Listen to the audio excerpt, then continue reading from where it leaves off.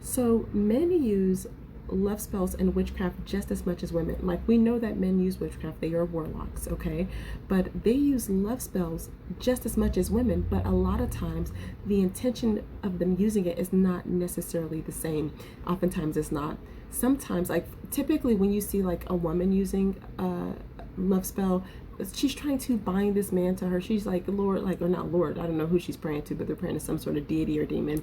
But whatever it is, they're like, bring me this person. Like, I want this person to only want me. I don't want this person to want anybody else. I want him to be obsessed with me. I want him to never leave me. Only want him to only want to sleep with me. And a lot of times these men will use the same types of love spells to keep you in their life as a placeholder until they find what it is they're looking for. Yes, they'll keep you in their life as a placeholder to find what it is they're looking for. And when I tell you that this happens more than you even know, if you find some of the signs that you're under a love spell, like some of them, or at least like these are the ones that I experienced, would be that you think about this person day and night. Like, you become obsessed from this person. Like, think about today of somebody that's just like an average person to you. Like, they're just like I don't want to say a nobody, but they're just like a friend. And the next day you have to have them. Like, you fantasize about them. You think about them day and night. Like, you don't know what's overcome you. You have to have them. Okay, like, that's the first sign, is that you become obsessed with them. Another sign, and I'm just thinking from my own personal experience, is that dreams, like, they will come to you in your dreams, and sometimes you have nightmares, and sometimes you have like full-blown conversations in these dreams. I remember specifically the person I'm talking about. I remember whenever I didn't see him for like months, because I refused to see him. I didn't see him for months. But I felt like I saw him all the time. And I realized he was coming to me as I was seeing him in my dreams, and we would have like full-blown conversations, but I felt like I was spending a lot of time with him. I was spiritually weak.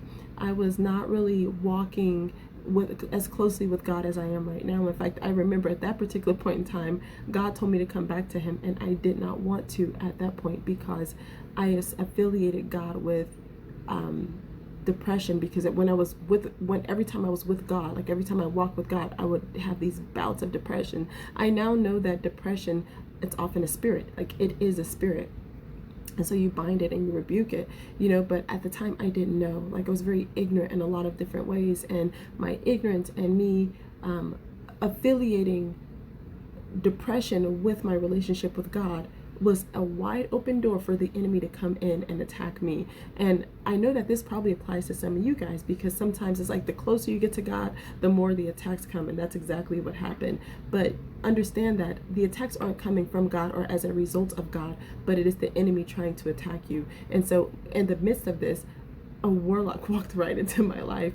I didn't know who he was at the time, because my discernment was way down. I wasn't using my discernment like I should have been. But he walked into my life, and when I tell you wreaked havoc, we weren't compatible in any type of way. But a lot of times whenever these people cast these love spells on you, specifically men, they want to keep you around, not because because we have the tendency to think that if somebody is keeping us around, it's because there's something about us. Like, oh, I'm special, or oh, I'm this. Let me tell you something, and I mean this in the most loving way possible. If you've ever been around a toddler, and which I have a daughter now, she's a teenager now, but in her toddler phase, if she had anything, it didn't matter if she wanted it or not. If it was hers at one point, she didn't want anybody else to have it. It's not that she wanted it, she just didn't want anybody else to have it. Mine. It's mine. It's mine. She went through the mine stage. And I feel like a lot of these people, it's the same thing. When you were dealing with a narcissist, it's not that they want you, it's just that they just don't want anybody else to have you. Okay, and they'll keep you around, and we tell ourselves, sometimes women will tell ourselves these lies.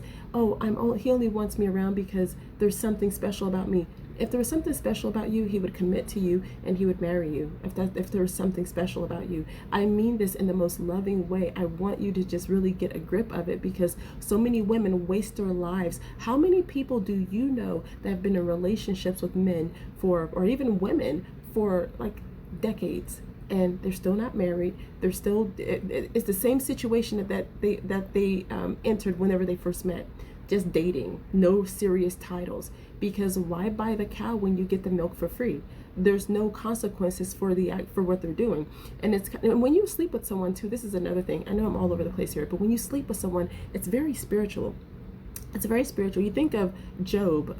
Whenever Job was, whenever he was afflicted, he lost everything. He lost his money, he lost his finances, he lost his business, he lost his status, he lost his children. The only thing that they did not touch was his wife, because whenever you become one with someone, become one flesh, and whatever entities and spirits and whatever is on that person and you sleep with that person, those same things are now inside of you, because it is covenant. Sex is a blood covenant.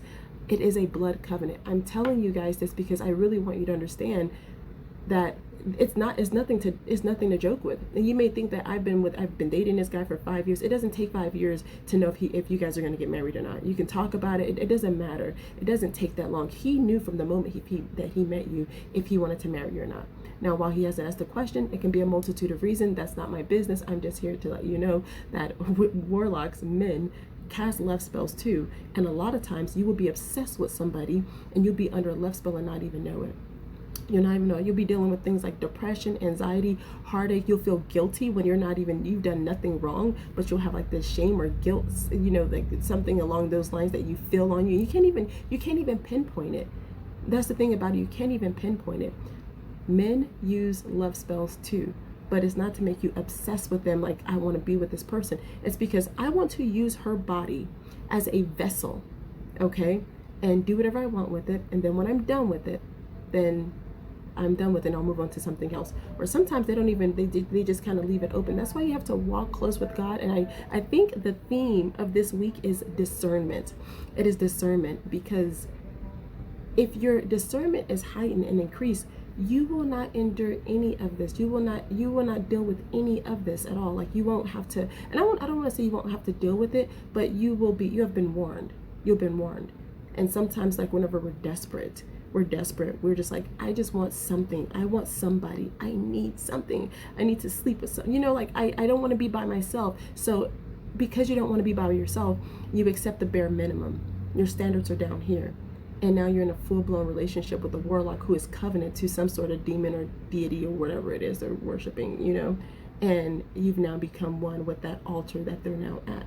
So just take heed to all this stuff, because know that men will use witchcraft too. They'll use love spells on you. We know they use witchcraft, but they'll use love spells on you too, and not in the way that you would think or that you would hope. Like, you never want to be a victim of witchcraft, but yeah, men will use it too. So anyway, if you found this video helpful, if you want to see similar content, subscribe, and I will see you guys a little bit later.